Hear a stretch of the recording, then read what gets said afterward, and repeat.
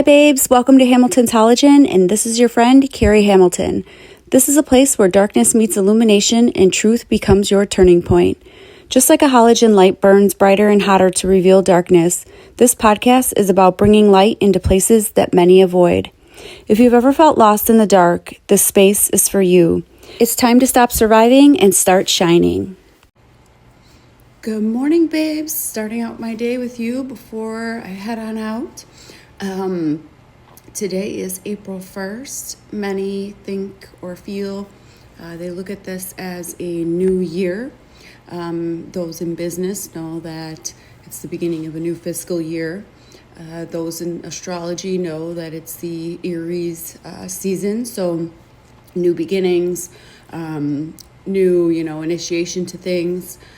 Many say this is when you really need to bring in your abundance in life. And also it's spring and, things are sprouting and beginning is starting. And many say also that the old times, so like Julius calendar used to begin in April, and then it was changed over time. So whether you believe it or not, we'll just say, let's just go, right? It's the beginning of the year. And with that being said, so many are suffering, so many are lonely, so many are in the darkness. And I hope that maybe this will bring new beginnings for you, talking about, why is it that we do suffer? What is loneliness? What is, why do we feel trapped in dark places? Why do we ask for God to release things and, we don't feel that anything happens? And I want to kind of explain that and hope that maybe I could give you some sort of awakening as to why that could be. So in Exodus 3:14, it says, God spoke to Moses and, they had asked, well, who do I say that you are? And God replied, I am that I am. Now, if you transfer that translation into Latin, that means ego sum qui sum. So ego sum qui sum is I am that I am, meaning that you are self-existence. Your internal thoughts are your external presence. So it's basically God defining himself as unchanging, that he's not dependent on anyone or anything. And that leads you to the mind. And I know that I have preached to you many times stating that the mind is the most powerful tool that you have, because it is your mind that creates internally your external life and beliefs. So when people go through spiritual awakening, many of them say, oh yeah, I went through an ego death. And they'll say things like, I realized that, some people were for me and others weren't, and who showed up and who didn't, and things like that. And that's exactly what a spiritual awakening is you are literally killing off the ego. And I hate to use the word killing, that's probably not a good word for me to use, but you're basically shedding that ego.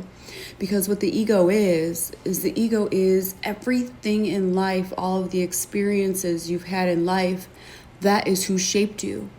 So you having that mother or that father telling you that you are worthless and you're never going to amount to anything, that formed into your ego and into your beliefs to believe that now as an adult you are nothing and you never will be, and so forth. Same thing with experiences. We went through tragedies, tragic events, things that put trauma in our minds, that now our mind wants to create this safe space and this, comfort and safety for us, because that's what the mind is supposed to do. And we made that into who we are now today. So now we will, let's say, I'll make up something. Let's say, you were in a house fire and that was very tragic for you. So now the color red, every time you see that, it makes it, triggering for you. That is actually your ego talking. Your ego is saying, hold on, there's the color red, that can mean fire. You might not escape. It'll bring back all of those memories from when you were in this fire, when you were a child. This is why healing, when people state that, is so incredibly important. We don't mean, when people say heal, we're not saying heal from that relationship that just broke your heart 2 weeks ago and that, you need to get over it. No, what healing is going back literally from the beginning of your life and saying, well, why did I even entertain this individual to begin with? Why did I feel that they were the love of my life when really they were the most catastrophic thing that I have just experienced? What inside of you is making you feel that you are not amounting to anything better than? Why did you not put yourself at a level higher than to be with this individual who is broken or maybe doesn't know love and can't show you love? That is what you're healing. I personally, and I've shared this story with many of you, I came from childhood abuse. I came from childhood abandonment. My father abandoned me pretty much at birth. So I was raised craving love from a man that I never had. But yet, how could I crave love from a man I never had if I never had that to know what it is? So that's why I had entertained broken relationships and people that were hurting and suffering and, treated me poorly, because that was my ego of what I knew love to be, because I had a father who didn't do his job to take care of his children. I had a stepfather who abused myself and my sister. Like, that childhood abuse made me feel that abuse was all I was good for. That was all I knew as comfort, even though I know in my head it's wrong, right? Like, obviously it's not right to abuse people, but that was my comfort, and that's why I fell to less than. Another thing, like I would say to people, obviously if you see a homeless person on the streets, you're not going to go date them, because in your mind, your ego knows, well, I at least could afford a home, so I'm probably not going to entertain somebody that's sleeping in a garbage can. It's like that same principle if I were to put it into logical terms. This is why you need to, and healing is not for the weak. It hashes up old things that you went through, tragedies, things that you've stuffed away and that, you aren't facing because it hurts, it's painful. But it's supposed to be, because it's supposed to bring out that trauma that you experienced, and it will enlighten and awaken you as to why you're in the situations that you are in today. And I know I've said this many, many times, but you cannot heal if you do not feel. You have to feel to heal.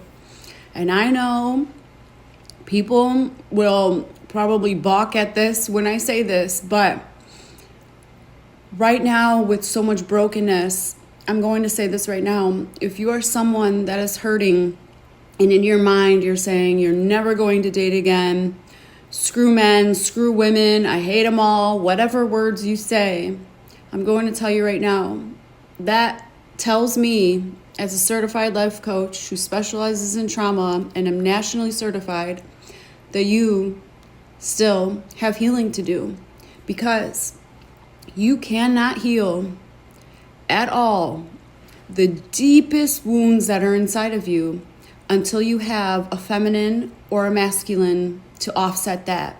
Because the feminine and the masculine are the two that have to be put together to reach those most intimate, deepest parts of our bodies. So believe it or not, men and women, we need one another to heal those deepest parts of our souls, because only a man can bring a woman and only a woman can bring a man to that deepest, intimate part inside of ourselves. We could scratch the surface. We could, talk about whatever scenarios that hit us deep, but the only way is through intimacy that you reach that deep part of your body. So keep that into consideration when it comes to healing. Experiences are neutral. You actually choose how to perceive them. What I mean by this is whether something is a positive or a negative situation that you are in, it isn't positive or negative until you make it that way. You are not reacting to life. You are shaping your life. Every breath, every belief, every silent agreement, the desire without direction is delay. The universe cannot flip or switch until you commit. So this is why when you hear me say you need to be spiritually fed and not emotionally led, I'm not meaning spiritual in a sense of religion. I'm meaning spirit, your authentic self, what you feel, what truly resonates with you in your soul, in your spirit. That is what you need to feed. You need to feed the true you to become the authentic you, because otherwise, if you don't, you will always literally lead life in emotion, because your mind will automatically fall back onto the comfort zone of what it knows. So this is why people act and react to things in emotion, because they're just going based off of beliefs and experiences that they experienced in their life. But if you feed that mind spiritually fed information, meaning this is how I really feel, this is who I really am, that is who you are going to then overpower the emotion end, and you are going to lead within spirit, which is who you are. And anytime you follow your heart and you follow your soul, the abundance is unimaginable. Think about it. Think about a project or something that you've had or that you've really felt in your heart that it was for you, you wanted to do it. Think of how wonderful and how involved you were and how successful you were in whatever that project was. That's because you led yourself spiritually and not emotionally, not by the emotions of what other people say or thought of whatever that situation or whatever that thing that you were building or creating yourself. You led with your spirit. And that's what the ego is. The ego is all the outside noise and distractions, building the emotion versus the spiritual part of you and what you do and what you want. So when you lead an emotion, you're leading an ego. You're leading based upon what you went through, based upon what so-and-so said, based upon what your mom and dad always told you you were, based upon, religious beliefs, any type of beliefs. Like, if that isn't what you truly feel in your heart, then that's not you. So this is why when you go through spiritual awakening, there's so much shedding, because suddenly the friends you hung out with don't see eye to eye with you anymore. You realize that you're now leading in your spirit, and you're realizing that the things that they say, you're like, whoa, that's not attractive to me anymore. This is why I also harp on people that if you're married and you're, maybe you're not fully done with your divorce, or, you're not, maybe you want to get divorced, but you just haven't taken the chance, and, then people go and they cheat and they, become an adulterer. You're not actually going to things that are for your spirit. You're going through the desires, which are the outside distractions. So you're going based upon what you're lacking in your marriage. So for instance, if it's, intercourse that your wife doesn't do with you anymore, you're going out and you're looking for that intercourse to feed that hole, that missing void. But it's not spiritually what you want. So that's why then when people get caught and they're, they'll say, no, it's not her. I love you, but she just was there. She gave me the attention, whatever, because your heart is telling you what your spirit is saying, that, you love your wife, but then your desires and your emotion is saying, but I needed that intimacy that I haven't been getting. That's why it's so imperative to heal and not lead into the emotional aspect of the subconscious world and what people say and do, and leading in that emotion, because you will still end up in the same boat that you've been in, just with a different person. Loneliness and suffrage are part of the ego. You see, loneliness is misidentified with identity, as opposed to the essence of who you really are. And suffrage is a form of isolation, being separate from love. You're feeling separate, and that's a desperate feeling. And evilness and the devil love desperation. That's where they feed off of. So this is why when you are healing, you have to do the inner work so that you don't keep falling into the same habitual things that your mind knows as comfort and knows as safe. Your mind is there to save you. That's why whenever people say, oh, my mind and my heart, I feel so, two different things. Oh, I follow my heart. Oh, I follow my mind. Because your mind is going to automatically put you at where it feels safe. Even if it's not safe, it can be unhealthy, healthy versus unhealthy, but that's what it knows as safe. So that is why if you don't heal, let's say those childhood wounds, like me, for instance, with abandonment and childhood abuse and things like that, my mind then veers towards the safety part of it, which is falling for those same type of men in my intimate relationships, because that was what I knew as an intimate relationship with my parent, or the man that was supposed to show me how a woman should be treated from birth. And that's why if you keep finding yourself in the same circumstances and you keep getting broken people, or you keep getting hurt, that's not to blame them, it's to blame you. You are attracting that. You're falling on your safety and your comfort, and you are going after those types of men. So sure, yes, they are the ones that hurt you, but you are the ones that are attracting that into your life. And there's a reason for that, because you need to heal those past wounds so that you can level up and you can put yourself at a level of what your soul really wants, which is the respect and the, honesty and the commitment and so forth. So the next time that you are out here praying for change, you're praying that you get this job to make more money, you get this home that you will change the life of your family, you want whatever it is, insert whatever. You have to remember, God will remove to replace, but he can't replace until you commit. It's a relationship. God doesn't want someone. Think about somebody that you care for and you love, and they just use you all the time. They only call you when they want something. They only call you when they need something. That's a horrible feeling. God doesn't want to be that person either. You have to commit. You have to surrender. You have to allow what you don't see go. God has a peripheral view of everything. We see what's in front of us or on the sides of us, and you have to let go of what isn't for you and accept the things that happen, even if they're so gut-wrenching and heartbreaking. There's a reason behind it. There's a lesson to be learned. There's a reason that it's going to open doors of other things. We right now want to focus on what's exactly happening and, thinking there's no way, our mind wants to say that, this is the end. This is the end of the road. Like, there's no way we can't do, I can't get this. I'll never have money. I'll never have this. Don't speak those things into existence. What you need to do is surrender and just allow God to do the work within you. And you will, I promise you will see blessings.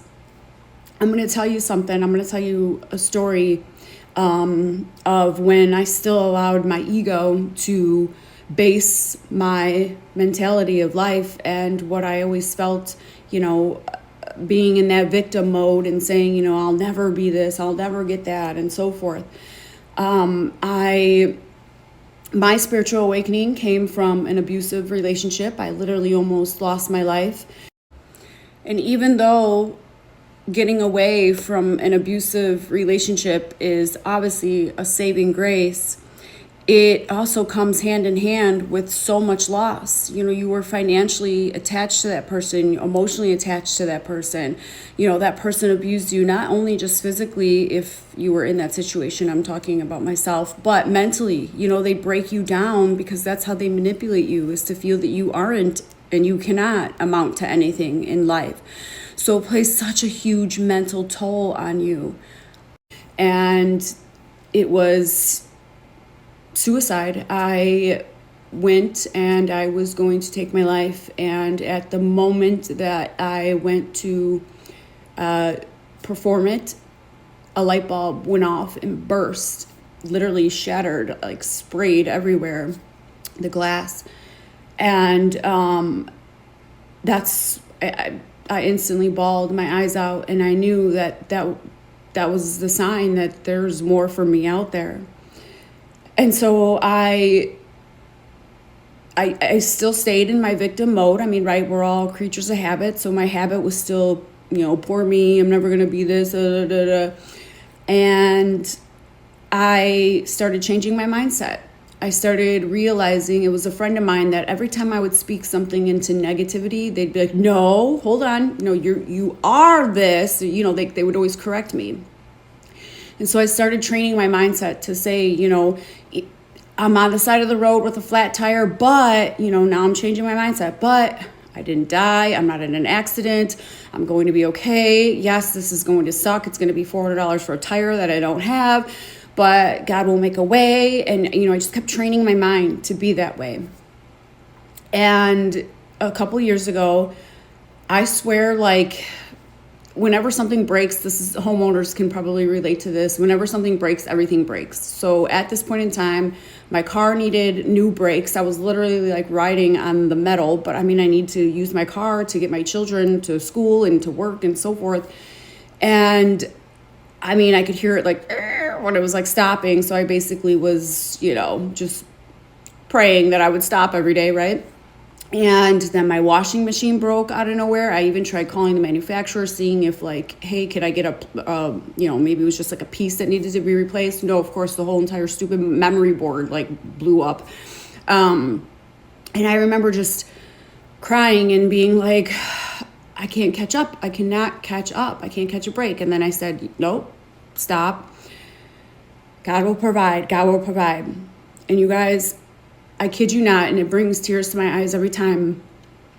On Facebook here, on TikTok here, I try to talk to everybody because I have been in that low place, and I have been in that part of, anyone that is suicidal doesn't want to die, you guys. They feel that they're already dead. They feel they're living in death every day, and so they want peace. That's what they want. They want the peace. They want that weight to just be taken off of their shoulders. And what do we say to everybody when people pass away? We say rest in peace, right? So we think that peace is death, and so we crave it. We actually, our brain, instead of saying I can't do this anymore, it now becomes you just need peace. You just need peace. It's your brain is just, again, it's the most powerful tool that we have. And so I know having that feeling inside of me. So I talk to people on here because there are so many people that are in lonely places and, trying their hardest and feel they keep, 2 steps forward, 10 steps backwards. And, we all have been there. And if not, some of us are still there. And so talking to this man on TikTok, he just was venting away to me. I was there talking to him, and it just so happened this random day that he had checked in with me. That was when my washing machine broke, my car, and so forth. And so instead of him giving it to me, I just let it all loose, and I was crying, and and he can't see because obviously it's TikTok, so you're messaging back and forth, and I'm crying. I'm just he caught me at a bad time, and he said, why don't you go get your car fixed? You need that for your kids. And I'll give you my number and you could put it on my card. I'll give you my card. I'm no, I'm a giver. I'm not a taker. I can't be the one. I can't take $10 from somebody. I feel I have to pay it back, And again, that's the ego, because love is something you receive, and gifts are what you receive. So, anyone's ego that has that sacrificial love or that conditional love that they were raised in, they want to, obviously they have to give back because that's how they were raised, that love is conditional, not unconditional. And so long story short, my car was $2,400. A new washing machine was $1,000, and this man paid for it. And I said, I don't know how I could ever repay you. I was beyond thankful. And his exact words were, I did this because God told me to do it. I felt it in my heart that God had me do this. And he said, all the times that you had talked to me, he said, you saved me. You were love that I was looking for, someone to give me that love, because He's an older gentleman. His son is older, lives his, life. I think he said his son was like 30 or something. And so he's just, the loneliness of a lonely old man, right? And to hear that and to know, it was like a sign for God to know that I was trying. I'm changing my mindset. I'm, trying to know and surrender to him. And that's when the abundance comes. I promise you. Like, if you are not in a place that you belong, rejection is protection. And you have to surrender. You have to allow God to do his work. If you are truly at the point where you just need a break, you can't control anymore, you guys. You can't control. You have to surrender, and you have to let it be what's going to be. And if it's that love of your life leaving you, and if it's that, feeling that you're going to be homeless because of, the person that beats you is the one that pays the bills, maybe they have you financially strapped. Like, I promise you, you have my word. If you surrender and you allow God to do his work, it's going to be scary. I'll be the first to admit. But it is through great suffrage that we find great love. And it's the love that is in your soul, the love that actually hits you, not that surface level love, not that fake love. It's the love that you've been looking for. And so I ask you today, as I go on my day, to let today be a new beginning for you. Let it be the start of changing that mindset. And give yourself grace. Rome was not built overnight, and your rebirth will not be done overnight either. You are a masterpiece, a piece of the master. And it's about time that you know and you see that, and you stop allowing the ego of those old beliefs and those situations and experiences and the fear that you have inside of you. Fear internally is hatred externally. So when you have that hatred or those things that you hate men and you hate women and this person's this and that situation is that, you have to surrender all of that. You have to get into the mental part of you that releases all of those burdens and seeks only those blessings. And it begins with training your mind to see positivity and to react always in a positive manner. Don't allow the negativity to even come into your life. That's why when you go through spiritual awakenings, those friends they're not your friends anymore. The family, there's even family that you distance yourself from because that negativity is like poison and it will eat you alive. You have to start training your mind to be in a positive aspect, because that is where peace begins. And if you are anything like me and you were tired, you're just tired, the peace comes, and it begins with the mind. And the mind is what trains everything else to follow. You have to start seeing the blessings throughout the burdens and know that it could always be worse, and that there's someone out there praying for exactly where you are today that you may take advantage of. Health, anything, children, anything. Count all of your blessings. And keep those blessings at the forefront. If you have to, make a little piece of paper, and every time you're having a bad day, pull out those blessings and read them. Read them over and over again, and remember that's the reason why you keep going. The mind is just like the body. What you feed it, you will project. If you eat junk food, you're going to look like you eat junk food. If you feed your mind junk, you're going to react in those emotions of that junk. You have to let go and let God. And I'm here for you any step of the way that I can help, especially shining light into situations, someone that you need to vent to, anything. I don't judge. I never was a judgeful person, but even more so knowing that we all are human. We all make mistakes. We all have been there. We all are in dark roads, have been down every single one of them. I know now that I've been through what I have been through because I'm here to help, and I know that. So let's start today on a new foot, a new life, a new outlook, and finding that love that's within you.